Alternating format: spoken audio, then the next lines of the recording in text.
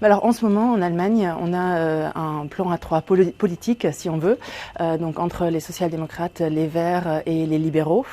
Alors ce qui est important, c'est que évidemment, pour que chacun s'y retrouve, au début, il faut faire un contrat de coalition.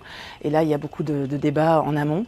Ensuite, je dirais, c'est pas toujours simple. Quelquefois c'est houleux, quelquefois il y a des problèmes.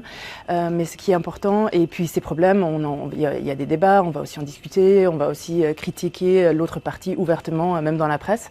Mais ce qui est important, je dirais, c'est que la coalition en soi n'est jamais mise en question, et aussi que les chefs des partis politiques ne vont pas s'attaquer mutuellement. C'est-à-dire les autres membres du parti, oui, mais pas les chefs, et on va pas mettre en doute la coalition en soi.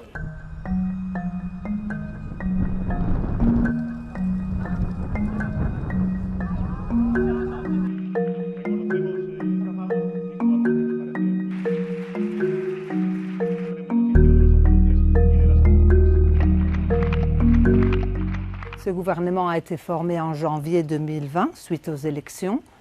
Et c'est vrai que beaucoup d'analystes, et même je pense que dans l'ambiance politique, on ne pensait pas que ça allait durer. Mais malgré cela, Pedro Sánchez a eu l'habilité de réussir à faire passer les lois qu'il a voulu, toutes.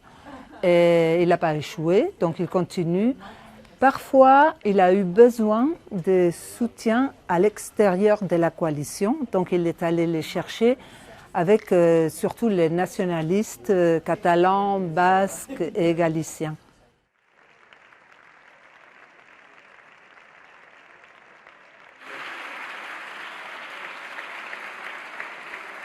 Hemos asumido un compromiso de respeto mutuo.